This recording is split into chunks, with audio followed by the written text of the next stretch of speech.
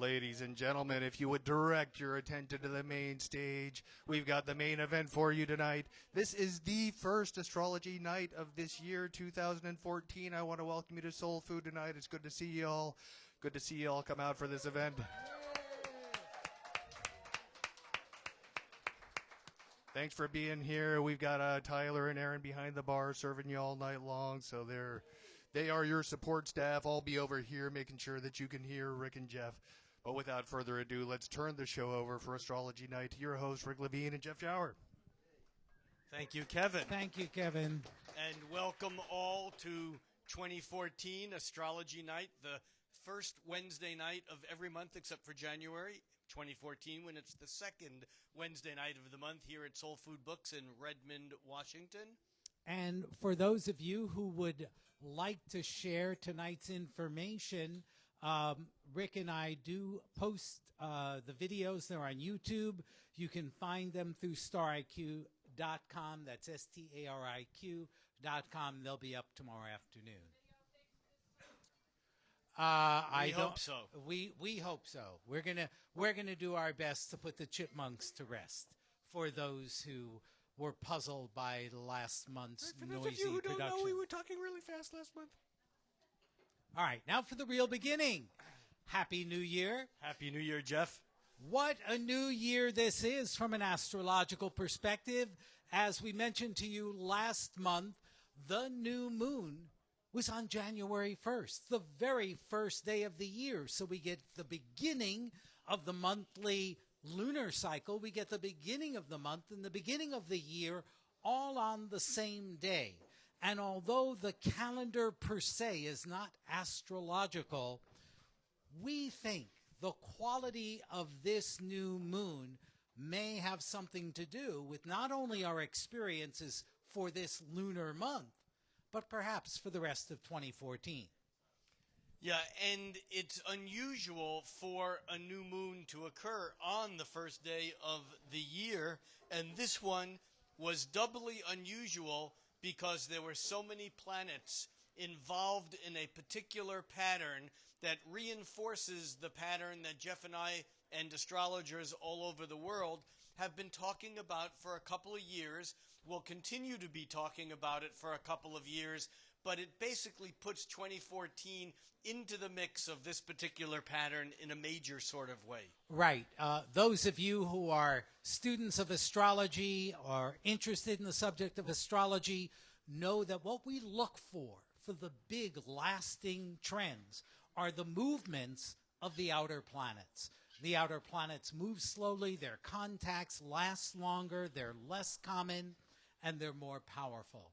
And beginning back in 2012, revolutionary Uranus and transformational Pluto began a series of 7 stressful squares or right angles with one another that last until early 2015. What does that mean? Personal and institutional change. We've talked about it before. We're going to talk about it again. But this new moon fell right into the middle of this world-changing pattern that we've been talking about for a couple of years. Right, and if you look at it, you can see what we astrologers call a grand square. Okay, this leg here is missing, but imagine it. And we have Uranus, 90 degrees or square, not only to Pluto, but Pluto is lined up with Mercury and the sun and the moon. The sun and the moon line up at the new moon. And so we have the new moon lined up with deep, dark, underworld Pluto, the intense, passionate planet, lined up with Mercury, the communicator. And these planets are all opposite Jupiter, and they're all 90 degrees or square to Mars on this side, 90 degrees, give or take a degree, to wild and crazy Uranus on the other side. This is highly unstable, but also highly formative in creating structure for the year ahead, even though the structure here is a bit unstable. Yeah, and when we talk about structure, we often think of Capricorn. Capricorn is a sign that has to do with establishing a plan, committing to that plan, and then patiently working toward fulfilling it.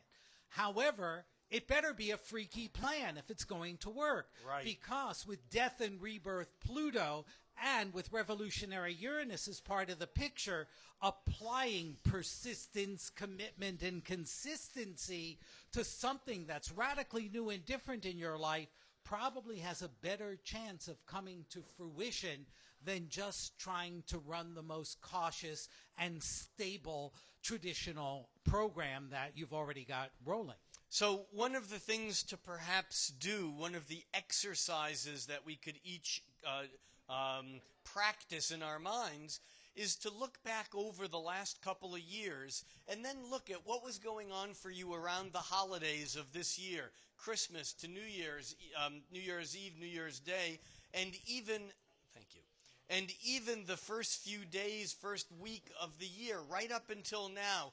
What are the issues? What is it that you've been dealing with? Not the specific event, but energetically, how does that bring up for you or tie into some of those things that you've been either trying to push away, move through, move beyond, grow from? What habits are you trying to change, and how does this fit into that picture? Because it's not over yet. This will be back again every 3 months for the next couple of years as we process this issue or these issues, because we're talking here about a deep and profound and powerful set of changes that isn't just about making New Year's resolutions like we do every year. Yeah, one of the great things about Capricorn is that it can apply itself to accomplish almost anything. The great talent of Capricorn symbolically is purpose and focus and commitment. So it is with work. It is with showing up for whether it's something personal, whether it's something professional, something social and political that really makes a difference this year. But a couple of things I'd like to add. As an exercise, think about something you would have liked to have gotten done in your life or would like to get done that almost feels impossible. Because the outer planets, Uranus and Pluto, have to do with taking us beyond the boundaries of the known. And if we're aiming within the narrow confines of familiar goals and ambitions, then we're not necessarily going to resonate with the transformative power of both Pluto and Uranus. Now, there's always a price to be paid, particularly when Pluto is part of the story, because Pluto is about addition by subtraction. What do you need to get rid of in your life? A person, a job, a pattern of behavior, or perhaps a set of beliefs. Jupiter is the planet of beliefs and truth. Its role in this new moon suggests that we may be very capable of justifying all sorts of safe and cautious Jupiter and protective Cancer stories. But the trick is not to retreat to the past. It is to extract your wildest, most interesting, and most compelling ideas from the past and to see what you would have to do in yourself to make those happen. It's almost as if playing it safe is probably the unsafest thing you can do. Right. Because this is a big wave, and you can't sort of handle a big wave as if it was a little one. But if you can rev yourself up with desire, with passion, with intensity, and with commitment, well, you could ride a wave almost as far as you can imagine. Yeah, you know, Jeff, as you were talking, I began to think that what you said is correct, in as much as this wave is so large we can't resist it. And yet, sometimes when we're going through changes, knowing when to hold tight and when to relax and go with the flow is part of the game. And we might hold tight to something because we're afraid of change. On the other hand, we can hold tight while we're getting ready to make the major change. And this, because there's so many planets, there's 5 planets, there's the sun and the moon and Mercury and Venus and Pluto, all in Capricorn, which is about conserving energy to make sure that you can go the distance, Capricorn is the sign that will not run out of water when it's crossing the desert because it's figured out. It's calculated how fast it walks and what it needs to get to where it's going.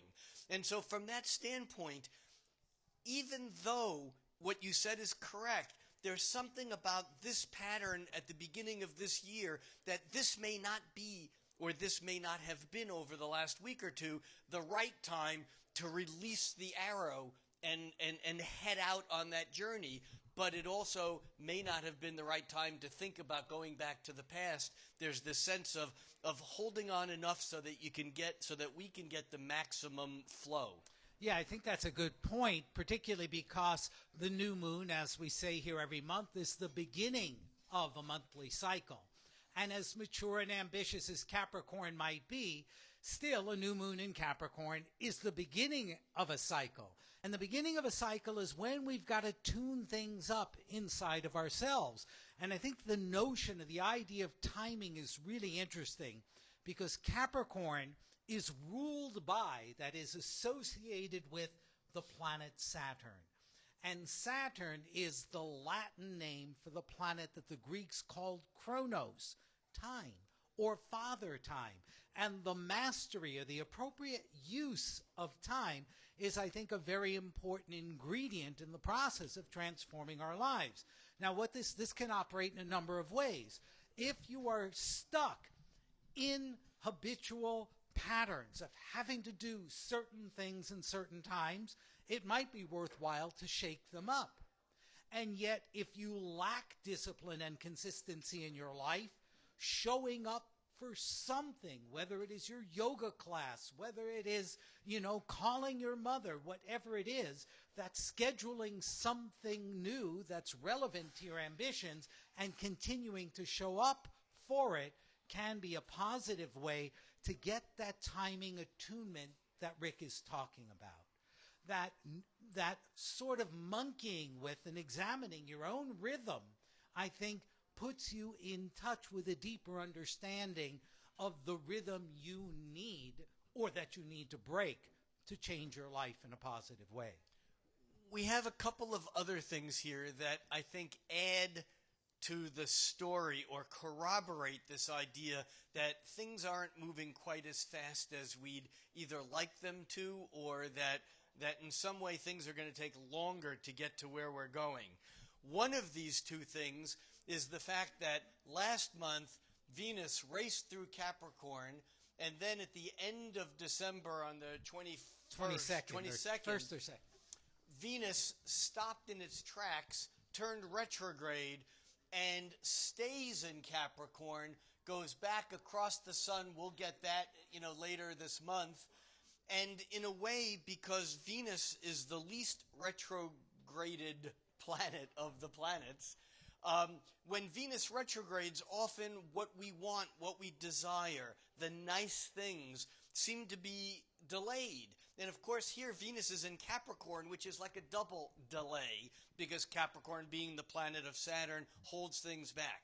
So this Venus retrograde is one piece of the puzzle that makes a fast-moving planet like Venus not moving all that fast. We're not getting as ahead or to where we want to get to with what we like or what we want or what we value.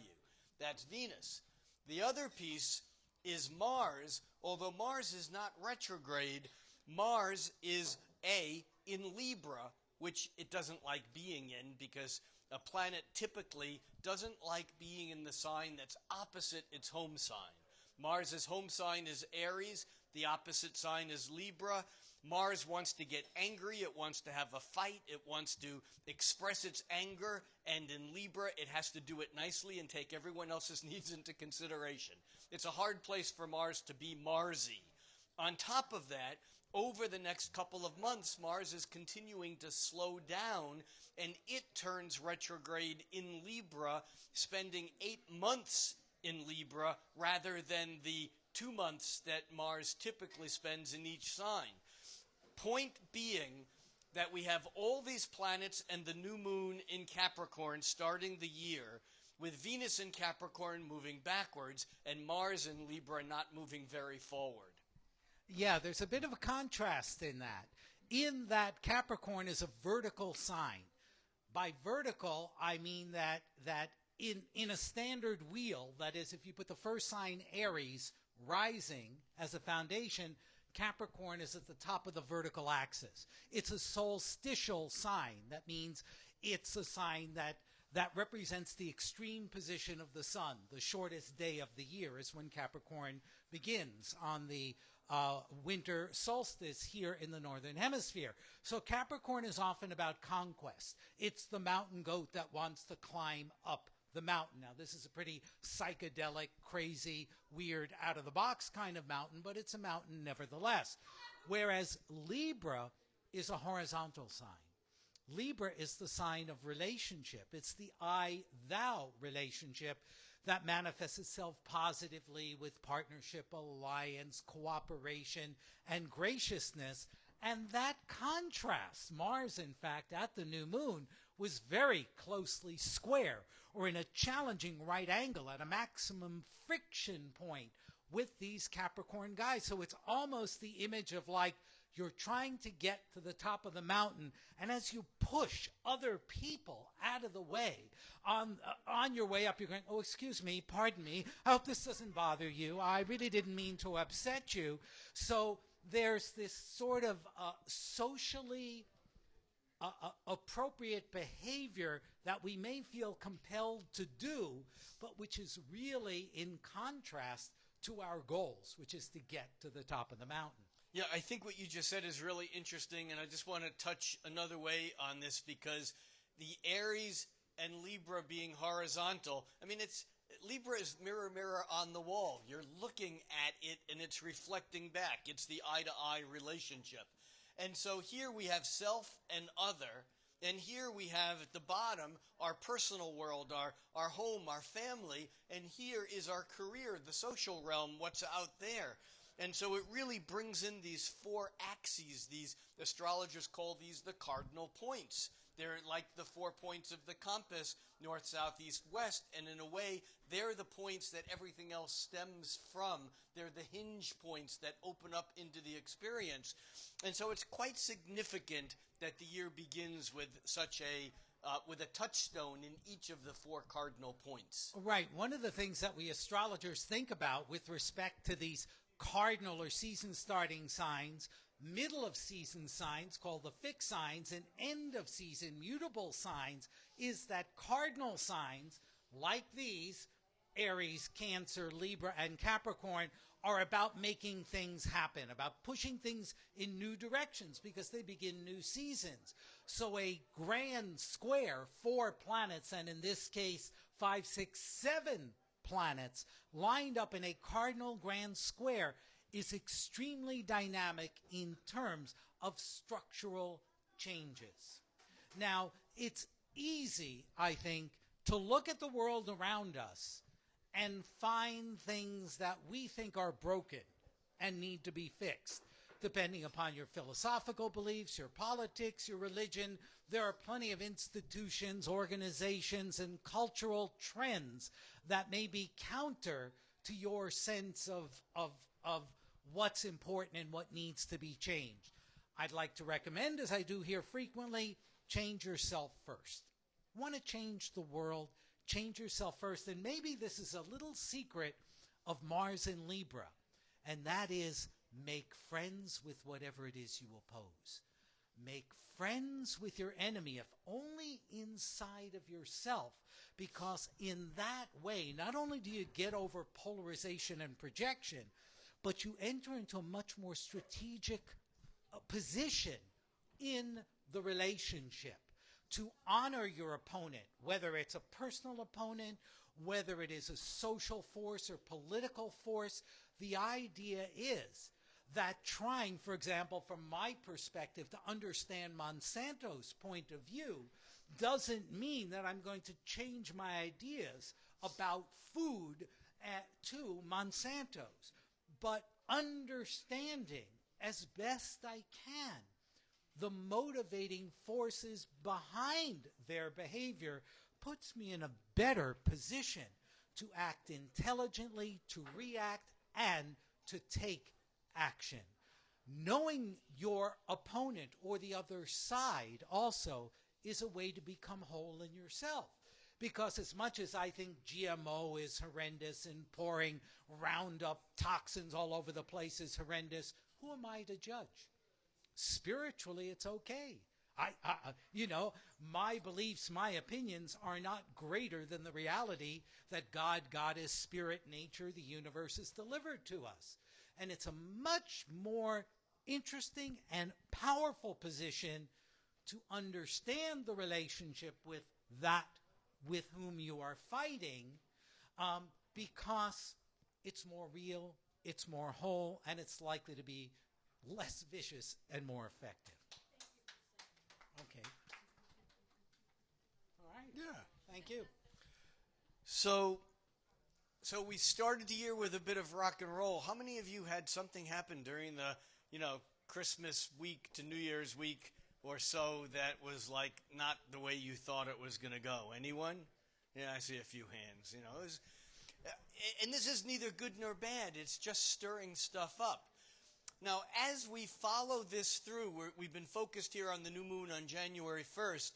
I want you to watch Mars in relationship to Jupiter, because aside from Uranus and Pluto that are very slow moving, Mars and Jupiter are much slower moving than the moon or the sun or even Mercury in this mess.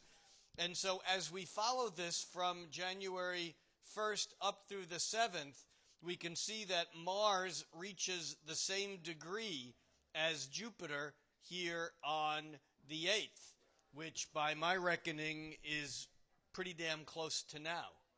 Oh, it is now. So we have today, I think, the last holdout of this particular hum of this grand square. And Mars, the planet of fieriness, feistiness, assertion, aggression, is squaring Jupiter, the planet of bigger, better, more, overdoing. And when Mars and Jupiter get together, often our enthusiasm or our excitement or our indulgence or whatever it is we're doing can be over the top. And so it's an interesting conclusion, although it's not really a real conclusion.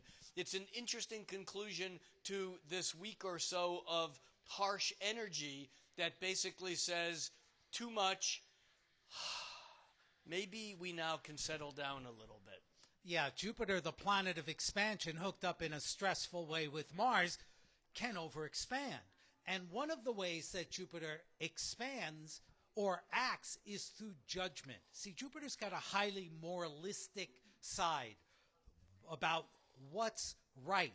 We have Jupiter in Cancer, a water sign, a feeling sign, a defensive sign, an emotional sign, which means that even if you have all the logic in the world for your argument, it's probably driven emotionally.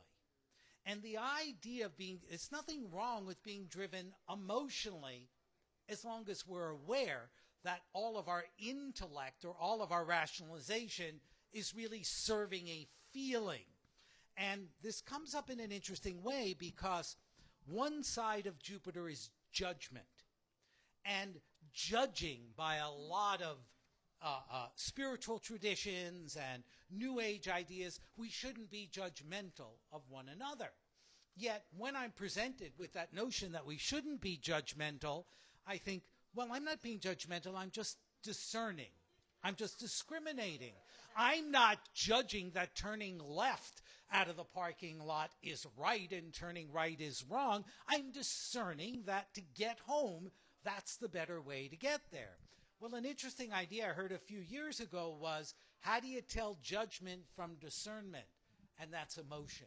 If you're emotionally involved, it's probably judgment.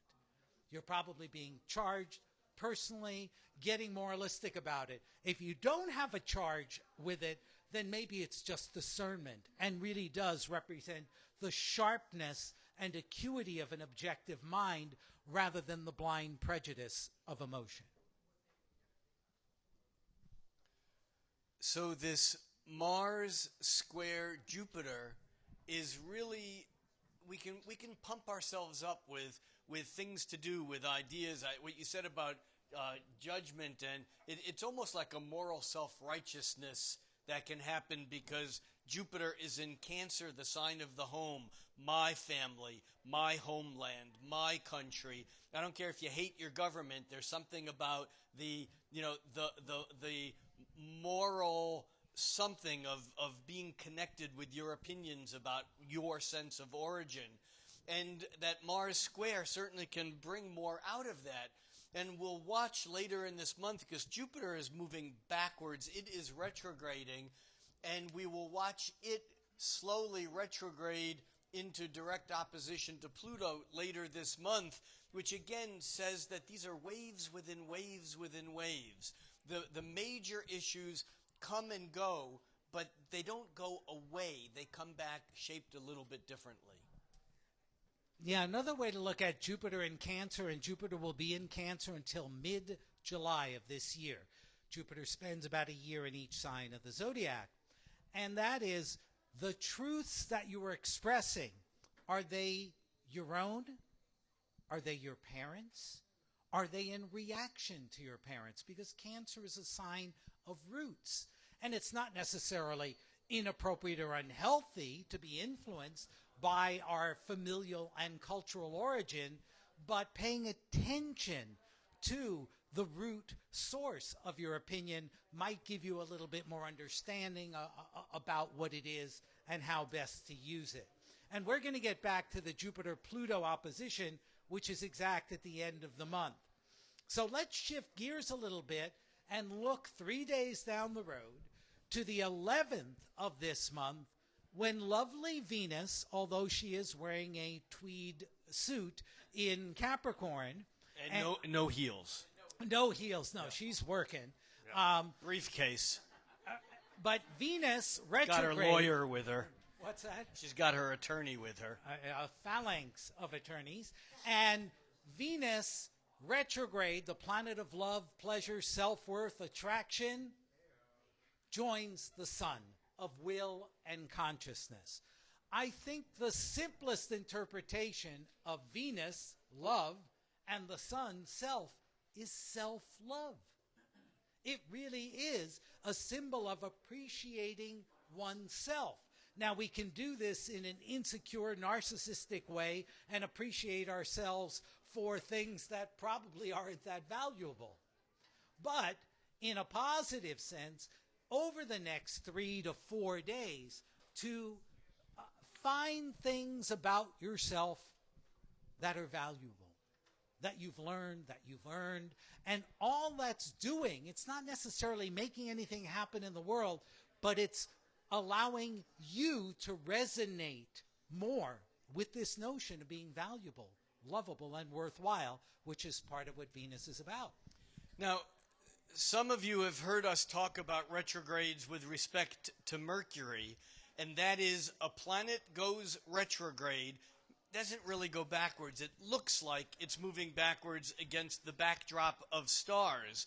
A planet goes retrograde when it's closer to Earth than it is at other times during its journey, which means that when Venus is retrograde, it's actually going around the sun, between the Earth and the sun, and Venus can line up with the sun either between the Earth and the sun or on the far side. When it's not retrograde, when it joins the sun, it's on the far side of the sun. When it's retrograde, it's between us and the sun, which is what it is now. And why that's important is that often when a planet, Mercury and Venus in particular, when they're between the Earth and the sun, the energy is hard to get out. It's inside. It's pensive. It's contemplative. And here with that Venus lining up with the sun in structure, Capricorn, in stable, in conservative Capricorn. I don't mean politically conservative. I mean energetically conservative. And what's interesting is that when Venus lines up with the sun, and there's this focus between love and self, as Jeff said, self-love, on the same day, both Venus and the sun are forming a 1/6 of a circle, a sextile, which is a harmonious, supportive, cooperative aspect with Capricorn's key or ruling planet, Saturn. And this, I think, is good news. I'm not sure why Rick thinks it's good news, but I'll give you my opinion, and then we'll get back to his. I mean, clearly from an My opinion's his opinion. Right. Whatever he says. From an astrological, Mars won't be in Libra forever. So, from an astrological perspective, as Rick pointed out, a 60-degree angle is considered to be good. It's clear communication. It's a supportive relationship between the planets involved. Saturn, as mentioned earlier, is the key ruling planet of Capricorn. So it's already got a relationship to Venus and the Sun in Capricorn. This strengthens the notion of stability. But there are two pieces here that talk about uncovering some hidden asset or bringing something positive and useful back from the past. They are, one, Venus is retrograde, and retrograde has a reference to the past. And two, Saturn is in Scorpio. And Saturn in Scorpio, in a favorable relationship to Venus, says there is gold in the pile of garbage. The things that you've thrown away, the people, the beliefs, the aspirations, the expectations, the values, take another look. The art ability that you had as a 12-year-old that you lost as you got wild and sexual and crazy as an adolescent may come back. Looking back into your past or into places of underdeveloped or long ignored resources, whether they're relational with others, whether they're personal with their own gifts and talents, or whether they're even as concrete as going to your attic and basement and actually digging up some piece of crap that had been tossed up or down there and finding out that it actually has value. That works. All right. No, actually, I want to say a bit more, though, because, Venus lining up with the Sun, theoretically, as Jeff said, there's a focus between our desires and our will. And in Capricorn, that energy is I was going to say subdued, but this is an interesting thing that we sometimes forget. I mean, Capricorn is arguably the sexiest sign of the zodiac. Now, I don't mean the most sensual. I don't mean the most relationship-oriented. Or romantic. I mean sex. I mean, we're talking about the horny goat. I mean, the images of the totems really work here. We're talking about horny goat weed as a botanical substance, which is an aphrodisiac. We're talking about the pleasure of sensation, period. We're talking about Pan. Pan was a Capricorn. He was a goat. He would do anything that moved. I mean, that was what Pan, read Jitterbug Perfume by Tom Robbins, if you don't know that story. Anyhow, so what happens here with all these planets in Capricorn and with Venus lined up with the Sun, if that Venus lined up with the Sun happened to have been square Saturn, what would happen is something would happen and we'd end up in jail for some indecent act. We would hit the authority of Saturn that would stop us in our tracks and prevent us from having satisfaction. However, the good news that I was talking about is because it's a sextile and because Saturn is the ruling planet of the sign where Venus is lined up with the Sun, we get the support of the rules. If we're willing to obey the rules and follow the law, live up to our agreements, make our commitments come true, then we get the good news that the Venus lined up with the Sun can promise. But there's no shortcut. And there's no end run around what it is that's been promised.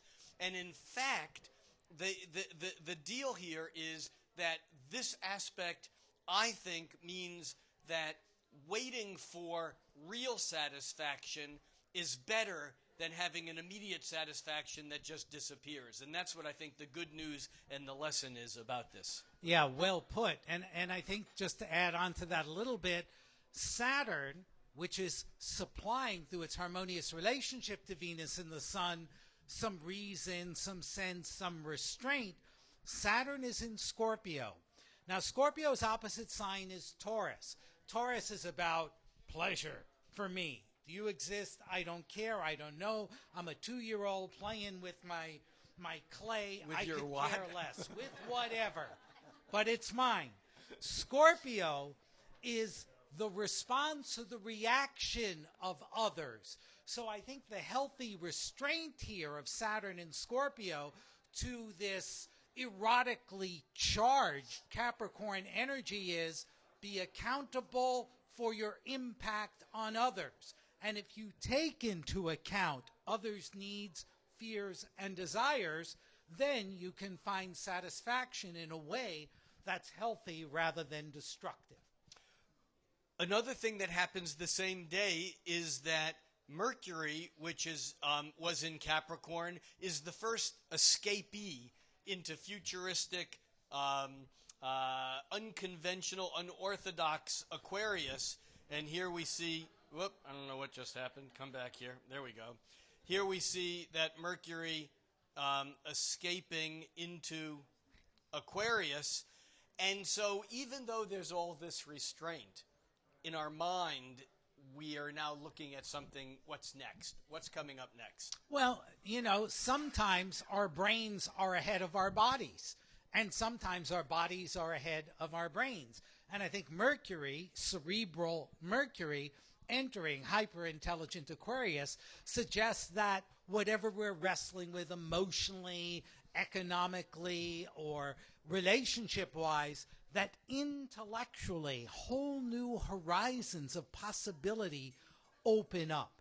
And out of that, we have a larger perspective, a wider perspective, and a glimpse of the future. Capricorn conquers the world that it's in or concretely builds a new one. It can build a mountain stone by stone. Aquarius just flies over to a whole new mountain range. So intellectually, Mercury in Aquarius begins to build a bridge towards the next sign that the sun will then enter 8 days later as we come in the second half of the month to that deeper shift from working within the framework of this reality, Capricorn, to inventing a new one, Aquarius. And along the way, the moon moving through Cancer, the sign opposite Capricorn, reaches its halfway phase. Remember, on January 1st, it was lined up with the sun in Capricorn. Now we have a full moon 14 days later. The moon is now opposite the sun, and it shows the polarity between our innermost feelings and what we're accomplishing in the outer world. Yeah, the beauty of astrology, particularly when you've worked with it for a while, is what an expansive language it is. That, as Rick gave a good clear idea about this outer Capricorn, inner Cancer, it also made me think that we could do an hour just on this full moon and the relationship between these two signs. A full moon is a crisis/revelation point. It is a time when the moon has gone as far away from the sun as it can go, in which we can be overwhelmed by feelings and be in a state of crisis. The moon in Cancer would be about security and personal safety, but it can also be a time of illumination when we can understand more clearly the relationship between external success, status, and security and internal sanity and self-awareness. Let's remember, though, that as we have the full moon, that full moon, as it's heading toward fullness, is going to again accentuate this now waning grand square.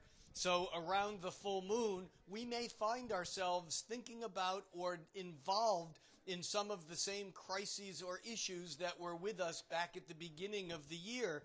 And so we can see that as the moon moves through Cancer, it's going to also square Uranus and square Mars and conjunct Jupiter on the way. And so this again is another very powerful lunation, a very powerful full moon.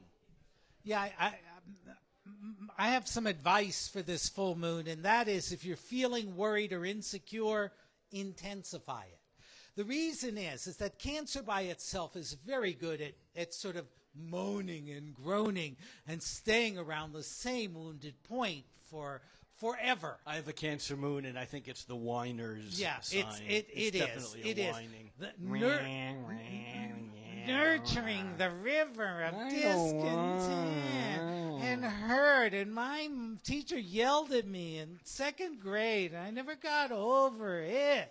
Well, the reason that I think intensifying it is useful is because Saturn is trying or harmonized with that full moon, meaning that there's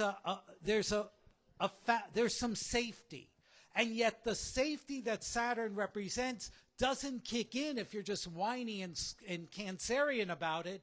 Saturn is operant in Scorpio now. It's a life or death issue. It's horrible. Or allowing ourselves to take a minor area of complaining or a chronic issue and to intensify it has the potential here to reach a point of awareness and action that can actually lead to real change. And we have another aspect that's not exact until the next day, but you can see it here, and that is Mars reaches a square to Venus. Venus is retrograding back into a square with Mars, which is moving forward into it. That's exact the following day. Venus and Mars are the lovers. Venus is what I want, and Mars is how I'm going to get it.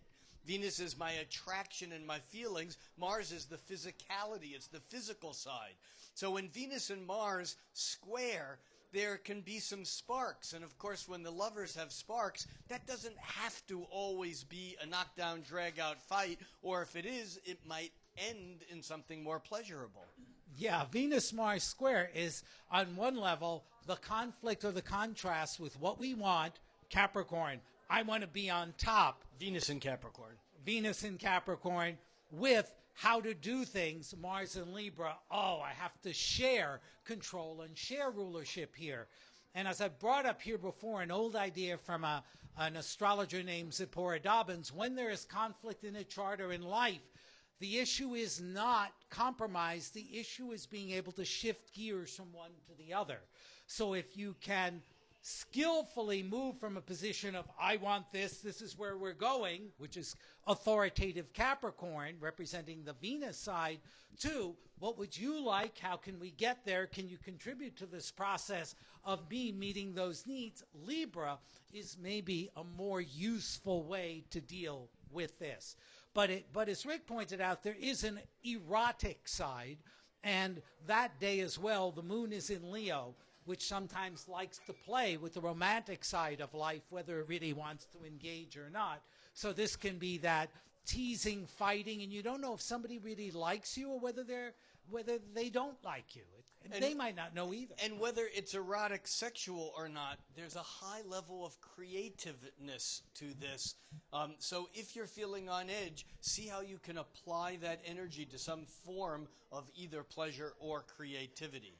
Moving along, because I think we're pushing on time, we have the sun moving into the next sign, into Aquarius, on the 19th in the evening, and that sets in motion the following month, the following astrological month. We already have Mercury in Aquarius, and now rather than being weighted down by the heaviness, the responsibility, the authority, the structures of that Capricorn energy, we're now in our mind looking out at the distant horizon.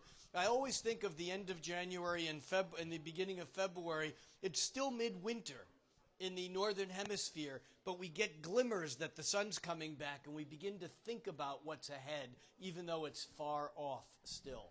Yeah, the sign, speaking of the sun, the sign opposite Aquarius, its counterpart is Leo, which is the sun's home sign, the midsummer sign. So Aquarius is about finding solar qualities, which are creativity, life force, expression, not as an individual, but as part of a community. The collective. The collective. The tribe. The tribe. But Aquarius is really weird. Aquarius wants to belong to the tribe, but doesn't want to wear the same uniform as everybody else. It is highly individualistic in behavior, yet enormously communal in consciousness. It wants to be with the tribe, but standing on the edge of the circle, or just outside it. I think it was Groucho Marx who said, I would never be a member of any club that would have me. It's that need to be a nonconformist, and yet there's also an attraction and a magnetism to be part of the community that you somehow always feel slightly alienated from, or outside, or different than. Yeah, and I think that underlies one of the shadow sides of Aquarius, the notion of community. What can happen sometimes with the idea of community is it's a displacement from our direct experience. It's not about my needs, my wants, my conditioning. It's about us. And as idealistic and as wonderful an age of Aquarius as that may sound, it's also a means of displacing our feelings so that we don't have to deal with them. Aquarius is a sign, as I say here every year, that loves humanity and hates people. It loves humanity as a concept for who we can be and what we can do as a community. Aquarius, however, is kind of disappointed that our poop stinks, that we get food stuck in our teeth, and that we actually are organic creatures who are mortal and have emotions. Yeah, the displacement of emotions, or the separation from emotions, is really, really significant. We think of Aqua as water and Aquarius as water, but Aquarius is the bearer, the bringer of water. And how does water come to us? Sure, it can come in a river or in a lake, but it's the clouds, it's the air that brings the water that nurtures. Aquarius is an air sign. It's intellectual. It loves the idea of love, as long as it's not wet. Because it likes that sense of emotional. Remember, wet in astrology is emotions. Water signs are emotional. And Aquarius likes that intellectual detachment and conceptualization, which I think is very significant. Yeah, and as with every energy and every astrological pattern, the sword cuts two ways. And the one edge of that Aquarian sword is living in a conceptual world which can overlook the subjective realities of what people are feeling or facing in the moment. And the flip side of that sword is the recognition that we are connected to one another. So that it's quite interesting, because that detachment of air is useful. It's useful when we're flooded with emotions. It's useful when we're paralyzed with fear. It enables us air to breathe, which is the notion of separation. We have to separate to see clearly. You can't see anything that's pressed up against your face. So as we go into Aquarius, the sun does on the 18th, but prior to that, or the 19th, 8 days earlier, as Mercury goes in, watch how conversations and watch how your mind goes. I know and I'm not an Aquarian, it took me 20 years as an astrologer to figure what the hell Aquarius was about at all. But I have a mechanism that I do from time to time that is my unconscious Aquarian mechanism. And it's when I'm really talking about myself, but I'm generalizing. So when I say, people do this sometimes, or one can react or respond in this way. Really, I'm talking about myself, but I'm unwilling or unable to admit it. So I make it a kind of universal thing. And as it keeps me away from a real understanding of self, it's not helpful. As it cools down the flames of passion, or calms or dries the moisture of fear, it's useful. But anything taken too far loses its utility. And I think what happens over the next few days after the sun moves into Aquarius is Mercury in Aquarius becomes highlighted first in its trine to Mars, and then in its square to Saturn. On the 24th and 25th of January. And interestingly, the moon is involved joining Mars when Mercury is trining it, and the moon is involved in joining Saturn when Mercury is trining it. The square, the trine to Mars, is about ease of communication in a non-emotional way. And then the square to Saturn on the 25th, basically we run into a wall.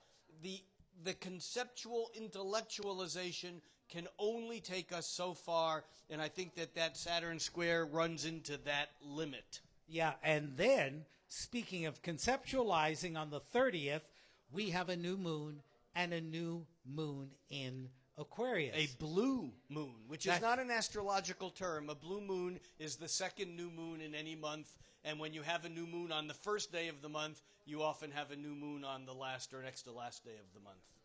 And by our usual measurements, this appears to be a relatively benign new moon, but I'm going to twist it. What I mean by that, usual measurements are, at the new moon, the sun and moon are together. At the full moon, the sun and moon are opposite. What are the other planets doing to the sun and moon? That's what I mean. On January 1st, we had this amazingly new moon that challenging involved everything. Yeah. Right. This new moon, about 11 degrees of Aquarius, that's pretty much okay on its own. In fact, it's Uranus. really not highly aspected. The only significant line here is a harmonious 60-degree angle of support with Uranus, the innovative modern ruler or key planet of Aquarius.